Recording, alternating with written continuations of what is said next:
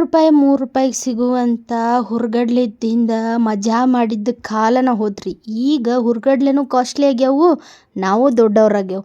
But ಹಂಗಂತೇಳಿ ಹುರ್ಗಡ್ಲೆ ಮೇಲಿನ ಪ್ರೀತಿಯನ್ನು ಹೋಗುದಿಲ್ರಿಪ್ಪ. ಭಾಳ ಮಸ್ತ್ ಇರ್ತೈತೆ ಅಲ್ಲೇನು ತಿನ್ನಕ್ಕೆ. ಅದಕ್ಕಿಂತ ಟೇಸ್ಟಿಯಾಗಿರುವಂಥ ಆ ಥರದ ಇನ್ನೊಂದು ರೆಸಿಪಿ ತೊಗೊಂಡು ಬಂದೇನ. ನಾನು ಹಾಸ್ಟೆಲ್ದಾಗ ಇರ್ಬೇಕಾದ್ರೆ ನನ್ನ ಜಾರ್ಖಂಡ್ ಫ್ರೆಂಡ್ ಅವ್ರ ಅಮ್ಮ ಹಾಸ್ಟೆಲ್ಗೆಲ್ಲ ಬಂದಾಗ ನಮಗೆ ಇದನ್ನು ಮಾಡಿ ಕೊಡ್ತಿದ್ರು.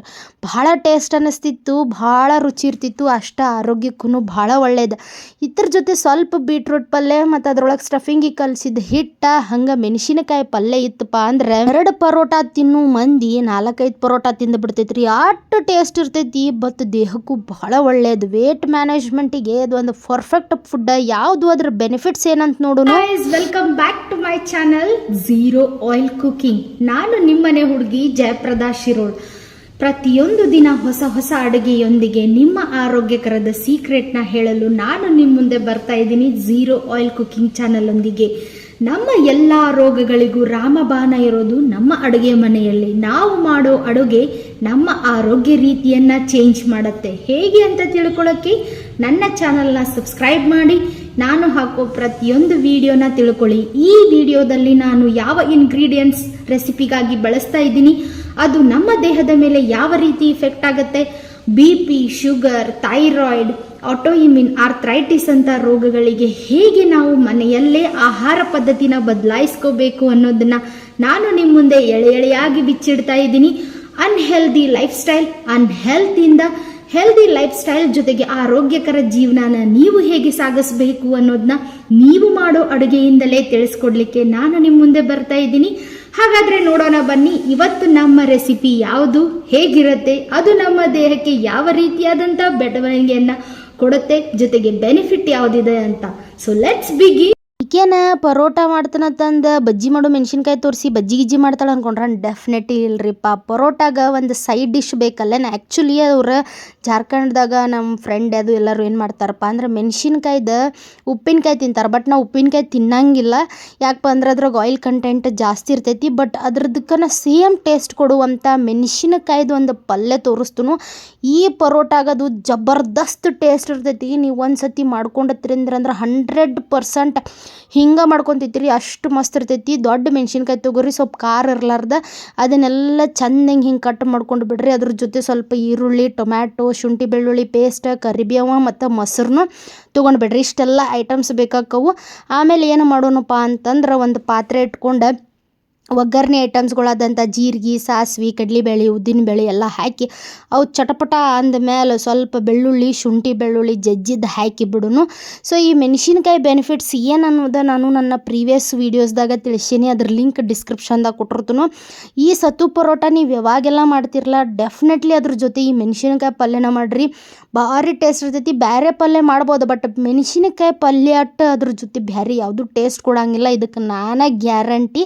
ಬೆಳ್ಳುಳ್ಳಿ ಮತ್ತು ಈರುಳ್ಳಿದೆಲ್ಲ ಹಸಿ ವಾಸನೆ ಹೋದ್ಮೇಲೆ ಏನು ಮಾಡಿಬಿಡ್ರಿಪ್ಪ ಅಂದ್ರೆ ಒಂದು ಕಟ್ ಮಾಡ್ಕೊಂಡಿರೋ ಟೊಮ್ಯಾಟೊ ಹಾಕ್ಕೊಂಡು ಅದನ್ನು ಹಚ್ಕಿ ಕಳ್ಳಾಡ್ಸ್ಕೊಂಡ್ಬಿಡ್ರಿ. ಅದು ಮತ್ತು ಈರುಳ್ಳಿ ಎರಡನ್ನೂ ದೋಸ್ತಿ ಮಾಡ್ಕೊಂಡು ಫುಲ್ ನೀರೆಲ್ಲ ಬಿಟ್ಟು ಹಣ್ಣನ್ನಾಗಿ ಇಬ್ಬರು ಒಂದಾಗಿ ಬಿಟ್ಟ ಮೇಲೆ ಇದಕ್ಕೆ ಮಸ್ತ್ ಟೇಸ್ಟ್ ಕೊಡುವಂಗೆ ನಮ್ಮ ಆರೋಗ್ಯಕ್ಕೆ ಹೆಲ್ಪ್ಫುಲ್ ಆಗುವಂಥ ಭಾರತದಲ್ಲೇ ಬೆಳೆದಿರುವಂಥ ಮಸಾಲೆ ಪದಾರ್ಥಗಳನ್ನು ನಾವು ಇದಕ್ಕೆ ಆ್ಯಡ್ ಮಾಡೋಣ. ಬಿಕಾಸ್ ನಮ್ಮ ಭಾರತ ದೇಶ ಮಸಾಲೆ ಪದಾರ್ಥಗಳಿಗೆ ಭಾಳ ಹೆಸರುವಾಸಿ ಐತಿ.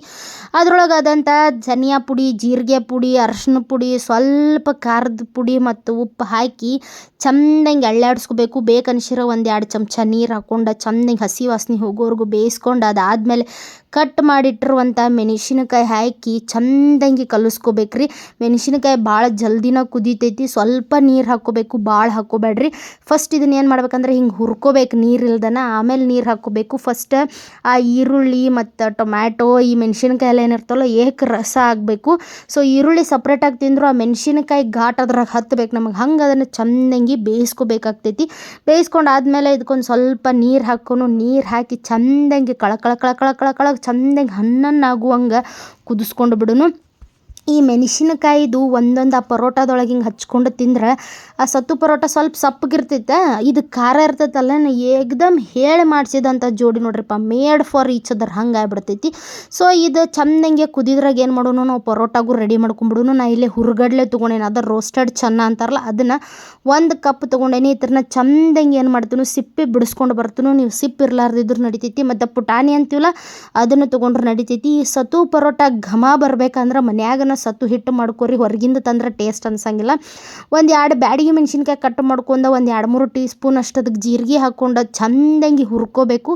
ನಾ ಯಾವಾಗ್ಲೂ ಸತ್ತು ಪೌಡ್ರ್ ಮನ್ಯಾಗ ಮಾಡ್ಕೊತೀನಿ, ಆಂಟಿ ಹೇಳ್ಕೊಟ್ಟಂಗನ ಮಾಡ್ತೀನಿ. ಅಗದಿ ಪರ್ಫೆಕ್ಟಾಗಿ ಬಾಯಿಗೆ ಭಾಳ ರುಚಿ ಅನ್ನಿಸ್ತೈತಿ.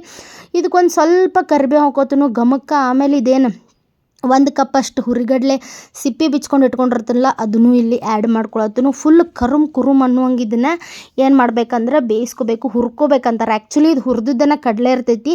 ಅಥೆಂಟಿಕ್ ನಿಮಗೇನು ನಾರ್ತ್ ಇಂಡಿಯನ್ ಸ್ಟೈಲ್ ಸತ್ತು ಪರೋಟ ಟೇಸ್ಟ್ ಬೇಕಪ್ಪ ಅಂತಂದ್ರೆ ಮತ್ತೊಂದು ಸತಿ ಹಿಂಗೆ ಇದನ್ನು ಬಿಸಿ ಮಾಡ್ಕೋಬೇಕು. ಸೊ ಒಂದು ಬಾಯಾಗ ಹಾಕೊಂಡು ತಿಂದು ನೋಡ್ರಿ, ಕುರುಮ್ ಅನ್ನಕತ್ತೈತೋ ಇಲ್ಲೋ ಅಂಥೇಳಿ ಕುರುಮ್ ಅನ್ನಕತ್ತಿತ್ತು. ಮಸ್ತ್ ಅಂದ್ರೆ ಮಸ್ತ್ ರೋಸ್ಟ್ ಆಗಿ ಘಮ ಹರಡಾಕತ್ತಿತ್ತು. ಅಂದ್ರೆ ಇದನ್ನು ತೆಗ್ದು ಆರಾಕಿಟ್ಬಿಡ್ರಿ. ಅಟ್ರಾಗ ನಮ್ಮ ಮೆಣಸಿನಕಾಯಿ ಪಲ್ಯ ಏನಾಗೈತತ್ತು ನೋಡಿಬಿಡೋಣ ಬರ್ರಿಪ್ಪ. ನೋಡ್ರಿ ಇಲ್ಲಿ ನಮ್ಮ ಮೆಣಸಿನಕಾಯಿ ಪಲ್ಯ ಅವರು ಚಂದಂಗಿ ಹಣ್ಣಾಗಿ ಕುದ್ದು ಎಲ್ಲ ಜೀವ ಬಿಟ್ಟು ಫುಲ್ ಅಲ್ಲೇ ಪಾತ್ರೆ ಒಳಗೆ ಸತ್ತು ಹೋಗಿಬಿಟ್ಟಾರು. ಇದಕ್ಕೊಂದು ಸ್ವಲ್ಪ ಜೀವ ಬರ್ಸೋಕೆ ಏನು ಮಾಡೋಣ ಅಂದ್ರೆ ಗಟ್ಟಿಯಾದಂಥ ಒಂದು ಅರ್ಧ ಕಪ್ ಮೊಸರು ಹಾಕಿ ಬಿಡ್ರದಕ್ಕೆ. ಹಾಕಿ ಸ್ವಲ್ಪ ಲೋ ಫ್ಲೇಮ್ನಾಗ ಅಕಡಿಂದ ಈ ಕಡೆ ಭಾಳ ಜೋರು ಇಡಬೇಡ್ರಿ, ಮತ್ತು ಮೊಸರು ಒಡೆದು ಚಿಪ್ಪಾಡಿ ಆಗ್ಬಿಡ್ತೈತಿ. ಅದಕ್ಕೆ ಸ್ವಲ್ಪ ಲೋ ಫ್ಲೇಮ್ನಾಗ ಇಟ್ಟು ಅಕಡಿಂದ ಈ ಕಡೆ ಕಳಿಸ್ರಿ. ನಿಮಗೆ ಸ್ವಲ್ಪ ಹಿಂಗೆ ನೀರು ಇದ್ರೆ ನಡಿತೈತಿ ಅಂತಂದ್ರೆ ಭಾಳ ಬೇಯಿಸೋಕೆ ಹೋಗ್ಬೇಡ್ರಿ. ಒಟ್ಟು ಒಂದು ಹನಿನೂ ನೀರು ಇರಬಾರ್ದು, ಡ್ರೈ ಇರಬೇಕು ಅಂತಂದ್ರೆ ಚಂದಂಗಿ ಕುದಿಸಿ ಬಿಟ್ರಪ್ಪ ಅಂತಂದ್ರೆ ಹಿಂಗೆ ಮೆಣಸಿನಕಾಯಿ ಪಲ್ಯ ರೆಡಿ ಆಕತಿ. ಇದ್ರ ಮೇಲೆ ಏನು ಮಾಡ್ಬೇಕಂದ್ರೆ ಕೊತ್ತಂಬರಿ ಸೊಪ್ಪನ್ನ ಚಂದಂಗಿ ಹಾಕಿ ಮತ್ತು ಆ ಕಡೆ ಕಲಿಸಿ ಆ ಕಡೆ ಮುಚ್ಚಿಟ್ಟು ಬಿಡ್ರಿ. ಈಗ ಪರೋಟ ಮಾಡ್ಕೊಂಡು ಬಿಡೋನು, ಮೆಣಸಿನಕಾಯಿ ರೆಡಿಯಾಗಿ ಬಿಟ್ಟೈತಿ. ಸೊ ಇದೆಲ್ಲ ತಣ್ಣಗೆ ಬಿಸಿ ಆರಿಬಿಟ್ಟೈತಿ. ಇದನ್ನೇನು ಮಾಡ್ತೀನಪ್ಪ ಅಂದ್ರೆ ಒಂದು ಮಿಕ್ಸರ್ ಜಾರ್ದಾಗ ಹಾಕ್ಕೊಂಡು ಗಿರ್ ಅಂತ ತಿರುಗಿಸ್ಕೊಂಡು ಬಿಡ್ತೀನಿ. ಭಾಳ ಅಂದ್ರೆ ಭಾಳ ಸ್ಮೂತ್ ಪೌಡ್ರ್ ಮಾಡ್ಕೋಬೇಕು ಇದನ್ನು. ಈ ಪೌಡ್ರನ್ನ ನೀವು ಹಂಗನೂ ತಿನ್ಬೋದು. ಇದನ್ನು ಚಟ್ನಿಗತ್ತೆ ಸ್ವಲ್ಪ ತುಪ್ಪ ಹಾಕ್ಕೊಂಡು ಇಲ್ಲ ಮೊಸರು ಹಾಕ್ಕೊಂಡು ಹಂಗೆ ಚಪಾತಿ ರೊಟ್ಟಿ ಅನ್ನ ಜೊತೆನೂ ತಿನ್ಬೋದು. ಹಿಂಗೆ ಮಾಡಿಟ್ಕೊಂಡ್ರು ಭಾಳ ಬೆನಿಫಿಟ್ ಇರ್ತೈತಿ. ಇಲ್ಲಾಂದ್ರೆ ಹಿಂಗೆ ಪರೋಟ ಥರನೂ ಮಾಡ್ಕೋಬೋದು. ಇದಕ್ಕೆ ನಾ ಇಲ್ಲೇ 1 ಕಪ್ ಅಷ್ಟು ಈರುಳ್ಳಿ, ಆಮೇಲೆ ಸ್ವಲ್ಪ ಶುಂಠಿ ಬೆಳ್ಳುಳ್ಳಿ ಪೇಸ್ಟ ಮತ್ತು ಕೊತ್ತಂಬರಿ ಸೊಪ್ಪು ಹಾಕಿ ಚಂದಂಗಿ ಕಲಸಕತ್ತೇನಿ. ಕಲಿಸಿ ಆದಮೇಲೆ ಏನು ಮಾಡಕತ್ತೇನಪ್ಪ ಅಂತಂದ್ರೆ ಇದಕ್ಕೆ ರುಚಿಗೆ ತಕ್ಕಷ್ಟು ಉಪ್ಪನ್ನು ನಾನಿಲ್ಲಿ ಆ್ಯಡ್ ಮಾಡ್ಕೊಳತ್ತೀನಿ. ಸೊ ರುಚಿಗೆ ತಕ್ಕಷ್ಟು ಉಪ್ಪನ್ನು ಆ್ಯಡ್ ಮಾಡ್ಕೊಂಡು ಅದ್ರ ಜೊತೆಗೆ ನಾವಿಲ್ಲಿ ಏನು ಮಾಡಬೇಕಪ್ಪ ಅಂದ್ರೆ ನಿಂಬೆ ಹಣ್ಣಿನ ರಸನ ಆ್ಯಡ್ ಮಾಡ್ಕೋಬೇಕು. ಯಾಕಂದ್ರೆ ಅವಾಗನೇ ಈ ಪರೋಟ ಫುಲ್ ಫ್ಲೇವರ್ಫುಲ್ ಆಗಿರ್ತೈತಿ. ಇಲ್ಲಾಂದ್ರೆ ಭಾಳ ಸಪ್ಪಗೆ ಅನಿಸ್ಬಿಡ್ತೈತಿ. ಫಸ್ಟ್ ಟೈಮ್ ತಿನ್ನೋರಿಗೆ ಭಾಳ ಸಪ್ಪಗೆ ಅನ್ನಿಸ್ತೈತಿ. ಅದಕ್ಕೆ ಹಿಂಗೆ ಹಾಕ್ಕೊಂಡು ಮತ್ತು ಇದು ಉಂಡಿಗತ್ತೆ ಬರಕತ್ತೈತೋ ಇಲ್ಲೋ ಅಂಥೇಳಿ ಒಂದು ಸತಿ ಚೆಕ್ ಮಾಡ್ಕೋಬೇಕು. ಬರಕತ್ತಿತ್ತಂದ್ರೆ ಇದನ್ನು ಸೈಡಿಗೆ ತೆಗೆದಿಡ್ರಿ. ಆಮೇಲೆ ಜೀರಿಗೆ ಅಜ್ವಾನ್ ಅಂದ್ರೆ ಓಂಕಾಳು ಹಾಕಿ ಹಿಂಗೆ ಗೋಧಿ ಹಿಟ್ಟು ಚಂದಂಗೆ ಕಲಿಸ್ಕೊಂಬಿಡ್ರಿ. ನಿಮಗೆ ಕಲ್ಸಕ್ಕೆ ಬರ್ತೈತಿ. ಅದಕ್ಕೆ ನಾ ಅದ್ರದ್ದೇನು ಇಲ್ಲಿ ಹೇಳಕತ್ತಿಲ್ಲ. ಸೊ ಇನ್ನೇನು ಮಾಡೋಣಪ್ಪ ಅಂದರೆ ಎಲ್ಲ ಚಪಾತಿ ಮಾಡೋಕೆ ಅಥವಾ ಪರೋಟ ಮಾಡೋಕ್ಕೆಲ್ಲ ರೆಡಿ ಮಾಡ್ಕೊಂಬಿಡೋನು. ಒಂದು ಸ್ವಲ್ಪ ಹಿಟ್ಟಿನಾಗಿಂದ ಉಳ್ಳಿ ತಕ್ಕೊಂಡು ಹಿಂಗೆ ಚಂದಂಗಿ ನಾದ್ಕೊಳ್ಳು. ಎಷ್ಟು ಬೇಕಷ್ಟು ಉಳ್ಳಿ ಕಡ್ಕೊಂಡು ಕೈ ಒಳಗೆ ಸೇಮ್ ಹಿಂಗೆ ಹೋಳ್ಗೆ ತುಂಬಾಕೆ ಹೆಂಗೆ ಮಾಡ್ತೀವಲ್ಲ ಹಂಗೆ ಮಾಡ್ಕೊಂಡು ಈ ಕನಕದಾಗ ಒಂದು ನಡಬರ್ಕ್ ಒಂದು ಬಾವಿ ಕ್ರಿಯೇಟ್ ಮಾಡ್ಕೊಂಬಿಡೋನು. ಬಾವಿ ಯಾಕೆ ಬೇಕಪ್ಪ ಅಂತಂದ್ರೆ ಇದೇನು ಒಳಗೆ ಸ್ಟಫಿಂಗ್ ರೆಡಿ ಮಾಡಿರ್ತಿರಲ್ಲ ಆ ಸ್ಟಫಿಂಗನ್ನು ತುಂಬಾಕಬೇಕು. ಸೊ ನಿಮ್ಮ ಕೈಗೆ ಎಷ್ಟು ಸಿಗ್ತೈತೆ ಅಷ್ಟು ಇದನ್ನು ಹಾಕಿ ಚಂದಂಗೆ ಹಿಂಗೆ ಮುಚ್ಚಿ ಒಂದು ಸ್ವಲ್ಪ ಕೈಯಿಂದ ಪ್ರೆಸ್ ಮಾಡ್ಕೋಬೇಕು. ಪ್ರೆಸ್ ಮಾಡ್ಕೊಂಡು ಏನು ಮಾಡಬೇಕಪ್ಪ ಅಂದ್ರೆ ಹಿಟ್ಟಿನಾಗ ಅದನ್ನು ಉಳ್ಳಾಡಿಸಿ ತೆಗಿಬೇಕು. ಫುಲ್ ಹಿಟ್ಟಿನಾಗ ಅದಕ್ಕೆ ಜಳಕ ಮಾಡಿಸಿ ಬಿಡ್ಬೇಕು. ಎಲ್ಲ ಕಡೆನೂ ಜಳಕ ಮಾಡಿಸಿ ಒಂಚೂರು ಕೈಲೇ ಪ್ರೆಸ್ ಮಾಡಿದಾಗ ಏನಾಗ್ತೈತೆ ಅಂದ್ರೆ ಒಳಗಿನ ಸ್ಟಫಿಂಗ ಯೂನಿಫಾರ್ಮ್ಲಿ ಡಿಸ್ಟ್ರಿಬ್ಯೂಟ್ ಆಗಿಬಿಡ್ತೈತೆ ನೋಡ್ರಿ. ಆವಾಗ ಹಿಂಗೆ ಚಂದಂಗೆ ಅದನ್ನು ಏನು ಮಾಡಬೇಕು ಉಜ್ಜಬೇಕು. ನಿಮಗೆ ಯಾವ ಸೈಜ್ ಶೇಪ್ ಬೇಕಲ್ಲ ಹಂಗೆ, ಭಾಳ ದಪ್ಪನೂ ಅಲ್ಲ ಭಾಳ ತೆಳ್ಳಗೂ ಅಲ್ಲ, ಹಂಗೆ ನೋಡ್ಕೊಂಡು ನೀವು ಅದನ್ನು ಶೇಪಿಗೆ ತೊಗೊಂಡು ಬರಬೇಕು. ನಾ ಮನ್ಯಾಗ ಯಾವುದೇ ಅಡುಗೆ ಮಾಡಲಿ ಯಾವುದಕ್ಕೂ ನಾನು ಎಣ್ಣೆನ ಬಳಸಂಗಿಲ್ಲ. ಯಾಕಪ್ಪ ಅಂದರೆ ಎಣ್ಣೆ ಭಾಳ ಡೇಂಜರಸ್. ಸ್ಪೆಷಲಿ ರಿಫೈನ್ಡ್ ಆಯಿಲ್ಸ್ ಒಳಗೆ ಒಮೆಗಾ 6 ಇರ್ತೈತಿ. ಅದು ವೆರಿ ಡೇಂಜರಸ್ ಟು ಹೆಲ್ತ್. ಹೀಗಾಗಿ ಎಣ್ಣೆ ಇಲ್ದಿರೋ ಆರೋಗ್ಯಕರ ಅಡುಗೆಗಳನ್ನು ನೀವು ಮಾಡ್ಕೊಂಡು ತಿನ್ನೋದ್ರಿಂದ ಆಲ್ಮೋಸ್ಟ್ ಕೊಲೆಸ್ಟ್ರಾಲ್ ಎಲ್ಲ ಅದ್ರಾಗ ಹೋಗಿಬಿಡ್ತೈತಿ. ದೇಹಕ್ಕೆ ಒಳ್ಳೆ ಹೆಲ್ತ್ ಕೂಡ ಸಿಗ್ತೈತಿ. ಡಯಾಬಿಟಿಕ್ಕು, ಥೈರಾಯ್ಡು, ಆಟೋ ಇಮ್ಯೂನ್ ಅಂತ ಮಾರಣಾಂತಿಕ ಕಾಯಿಲೆಗಳಿಂದ ನೀವು ದೂರ ಇರ್ಬೋದು. ಹಿಂಗೆ ಕಾದ ಹಂಚ ಮೇಲೆ ಎರಡೂ ಕಡೆ ಅದನ್ನು ಬೇಯಿಸ್ಕೊಂಡ್ಬಿಟ್ರೆ ಆತು. ಇನ್ನು ಹುರಿಗಡ್ಲೆ ಒಳಗೆ ಎಲ್ಲ ಪೋಷಕಾಂಶ ಇರ್ತೈತಿ. ಫೈಬರ್, ಪ್ರೋಟೀನ, ಜೀವಸತ್ವ, ಖನಿಜ, ಕಬ್ಬಿಣ, ಮ್ಯಾಗ್ನೇಸ, ಪೊಲೆಟ ಎಲ್ಲ ಇರೋದ್ರಿಂದ ಹೊಟ್ಲಿದ್ದವ್ರನ್ನ ಹಿಡ್ಕೊಂಡು ಹಡ್ದವ್ರ ಮಟ್ಟ, ಸಣ್ಣವ್ರು ಹಿಡ್ಕೊಂಡು ದೊಡ್ಡವ್ರ ಮಟ್ಟ ಇದನ್ನು ತಿನ್ನೋದು ಭಾಳ ಇಂಪಾರ್ಟೆಂಟ್. ಜೀರ್ಣಕ್ರಿಯೆಗೂ ಭಾಳ ಹೆಲ್ಪ್ ಮಾಡ್ತೈತೆ ರೀ. ಯಾಕಂದರೆ ಇದು ಫೈಬರ್ ಜಾಸ್ತಿ ಇರೋದ್ರಿಂದ ಇದು ಪ್ರೀಬಯೋಟಿಕ್ ಆಗಿ ವರ್ಕ್ ಮಾಡ್ತೈತಿ. ಅಷ್ಟಲ್ದ ವೇಟ್ ಮ್ಯಾನೇಜ್ಮೆಂಟ್ಗಂತೂ ಭಾಳ ಇಂಪಾರ್ಟೆಂಟ್. ಇದನ್ನು ಸ್ವಲ್ಪ ತಿಂದರೂ ಹೊಟ್ಟೆ ತುಂಬಿದಂಗೆ ಫೀಲ್ ಆಗಿಬಿಡ್ತೈತಿ ನೋಡ್ರಿಪ್ಪ. ಮತ್ತು ಇದ್ರಾಗ ಗ್ಲೈಸಮಿಕ್ ಇಂಡೆಕ್ಸ್ ಭಾಳ ಕಡಿಮೆ ಇರೋದ್ರಿಂದ ಡಯಾಬಿಟಿಕ್ ಇರೋಂಥವ್ರಿಗೆ ಇದನ್ನು ಆಗಾಗ ಡೈಲಿ ತಿಂದರೂ ಏನೂ ಪ್ರಾಬ್ಲಮ್ ಇಲ್ಲ. ಬಟ್ ಸ್ವಲ್ಪ ಮಿತವಾಗಿ ತಿನ್ನಿರಿ, ಒಂದೊಂದು ಸತಿ ರಿಯಾಕ್ಷನ್ ಆಗೋ ಚಾನ್ಸಸ್ಸು ಇರ್ತೈತಿ. ಅಷ್ಟಲ್ದ ಇದ್ರಾಗ ಫೈಬರ, ಪೊಟ್ಯಾಷಿಯಮ್, ಮೆಗ್ನೀಷಿಯಮ್ ಇರೋದ್ರಿಂದ ಕೊಲೆಸ್ಟ್ರಾಲ್ನ ಕಡಿಮೆ ಮಾಡೋದ್ರಿಂದ ರಕ್ತದೊತ್ತಡ ಕಡಿಮೆ ಆಗ್ತೈತಿ. ಕಾರ್ಬೋಹೈಡ್ರೇಟ್ಸ್ಗಳು ಇರೋದ್ರಿಂದ ದೇಹಕ್ಕೆ ಇನ್ಸ್ಟೆಂಟ್ ಆದಂಥ ಎನರ್ಜಿ, ಕ್ಯಾಲ್ಸಿಯಂ, ರಂಜಕ, ಮೆಗ್ನೀಷಿಯಮ್ ಇರೋದ್ರಿಂದ ಮೂಳೆಗಳಿಗೂ ಭಾಳ ಇಂಪಾರ್ಟೆಂಟ್. ವಯಸ್ಸಾದ್ಮೇಲೆ ಸಫರ್ ಆಗುವಂಥ ಆಸ್ಟೋಪೊರೋಸಿಸ್ ಕಡಿಮೆ ಆಗ್ತೈತಿ. ಮತ್ತು ಇದ್ರಾಗ ಫ್ಲೆವಿನಾಯ್ಡ್ ಇರೋದ್ರಿಂದ ಜೀವಕೋಶಗಳನ್ನ ರಕ್ಷಿಸ್ತೈತಿ. ಸೊ ಯಾರಿಗೆಲ್ಲ ಈ ರೆಸಿಪಿ ಇಷ್ಟ ಆಯ್ತು ಒಂದು ಲೈಕ್, ಒಂದು ಸಬ್ಸ್ಕ್ರೈಬ್ ಮಾಡಿಬಿಡ್ರಿ. ಹಂಗೆ ನಾಳೆ ಮತ್ತೊಂದು ಹೊಸ ರೆಸಿಪಿಯೊಂದಿಗೆ ನಾನು ನಿಮ್ಮನ್ನು ಮೀಟ್ ಆಗ್ತೀನಿ. ಅಲ್ಲಿವರೆಗೂ take care, love you all, bye. ಮತ್ತು ಒಂದು ಸತಿ ಟ್ರೈ ಮಾಡಿದ್ದು ಹೆಂಗಿತ್ತು ಹೇಳೋದು ಮರ್ಯಾಕೆ ಹೋಗಬೇಡ್ರಿಪ್ಪ. ಮತ್ತೆ